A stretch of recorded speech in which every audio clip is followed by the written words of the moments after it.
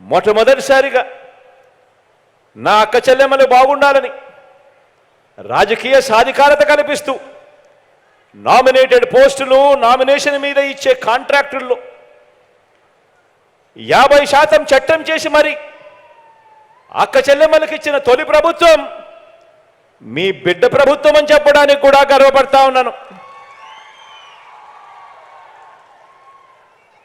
గత ప్రభుత్వానికి అక్క చెల్లెమ్మలకు ఇలాంటి మేలు చేసే మనసే లేదు. ఏకంగా చట్టం చేయాలని 50% పదవులు నా అక్క చెల్లెమ్మలకే ఇవ్వాలని 50% నామినేషన్ వర్కులన్నీ నా అక్క చెల్లెమ్మలకే ఇచ్చే విధంగా చట్టం చేయాలని ఇలా చెయ్యాలి అని మనసే లేదు గత ప్రభుత్వానికి. ఆలోచన చేయమని అడుగుతా ఉన్నా. చరిత్రలో తొలిసారిగా గతంలో ఎప్పుడూ కూడా చూడనట్టుగా చదివించే తల్లులకు ప్రోత్సాహకరంగా కేవలం మీ పిల్లలను మీరు బడుగు పంపిస్తే చాలు, ఆ పిల్లలకు మంచి మేనమామగా, ఆ అక్క చెల్లెమ్మలకు ఒక మంచి అన్నగా, ఒక మంచి తమ్ముడిగా మీరు పిల్లలను బడికి పంపిస్తే చాలు, స్కూల్స్ రూపురేఖలన్నీ కూడా మీ బిడ్డ మారుస్తాడు. మీ పిల్లలను కేవలం మీరు బడికి పంపిస్తే చాలు ప్రోత్సాహకరంగా అమ్మఒడి అనే పథకం తీసుకువచ్చి ఏకంగా 53 లక్షల మంది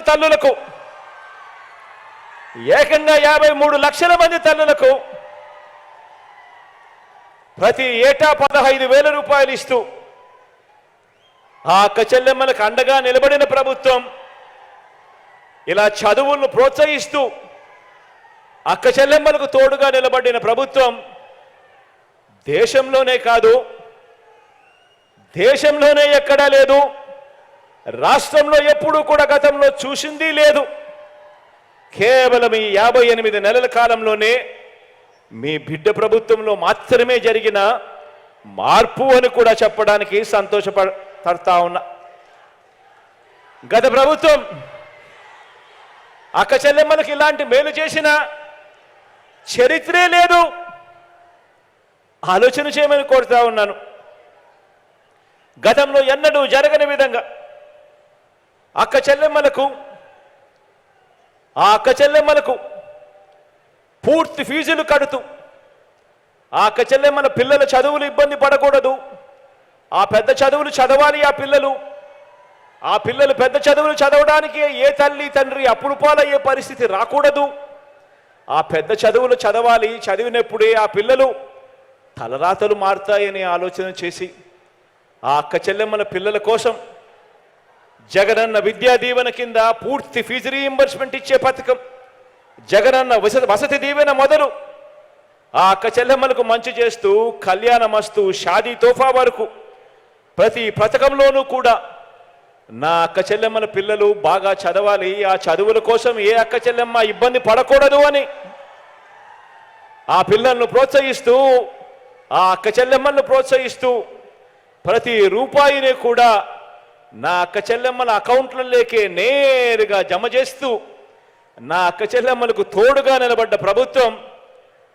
రాష్ట్రంలో ఎప్పుడూ జరగలేదు, ఎప్పుడూ చూడలేదు, దేశంలో కూడా ఎక్కడా జరగని విధంగా ఈ 58 నెలల కాలంలోనే మీ బిడ్డ ప్రభుత్వంలో మాత్రమే జరుగుతూ ఉంది అని చెప్పడానికి గర్వపడతా ఉన్నా.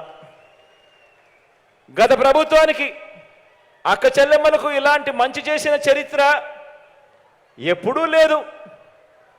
గతంలో ఎప్పుడూ జరగని విధంగా మార్పు జరిగి ఈరోజు అడుగులు పడతా ఉన్నాయి. వైఎస్ఆర్ ఆసరా ద్వారా, వైఎస్ఆర్ సున్నా వడ్డీ ద్వారా పొదుపు సంఘాల ఉద్యమానికి మళ్ళీ ఊపిరి పోసి ఈరోజు గతంలో పొదుపు సంఘాలన్నీ కూడా కుదేలైపోయి ఎన్పిఏలు అవుట్ స్టాండింగ్లుగా ఏకంగా 18% అక్క చెల్లెమ్మల బతుకులన్నీ కూడా చిన్నాభిన్నమైపోయిన పరిస్థితి నుంచి పొదుపు సంఘాల ఉద్యమానికి ఊపిరిపోసి ఆ అక్క చెల్లెమ్మను తమ కాళ్ళ మీద తాము నిలబడేట్టుగా చేసి ఇప్పుడు ఏకంగా 99.83% రుణాల రికవరీతో 99.83% రుణాల రికవరీతో దేశంలోనే మన అక్క చెల్లెమ్మల పొదుపు సంఘాలు దేశంలోనే నెంబర్ 1గా ఈరోజు ఉన్నాయి అని కూడా చెప్పడానికి గర్వపడతా ఉన్నాను. గత ప్రభుత్వం అక్క చెల్లెమ్మలకు మోసం చేసిన చరిత్రే ఉంటే మన ప్రభుత్వం ఆ అక్క చెల్లెమ్మలకు అండగా ప్రతి అడుగులో నిలిచిన చరిత్ర మనది అని చెప్పడానికి కూడా గర్వపడతా ఉన్నా. ఆలోచన చేయమని కోరుతా ఉన్నా. నేను చెప్పే ప్రతి అంశము కూడా గతానికి ఇప్పటికీ తేడా చూడమని చెప్పి మిమ్మల్ని అందరినీ కోరుతా ఉన్నా. గతంలో ఏనాడైనా కూడా ఇలాంటి పథకాలు ఉన్నాయా అని ఆలోచన చేయమని అడుగుతా ఉన్నా. గతంలో ఏనాడైనా కూడా ఇలాంటి పథకాలు ఉన్నాయా అని ఆలోచన చేయమని అడుగుతా ఉన్నా.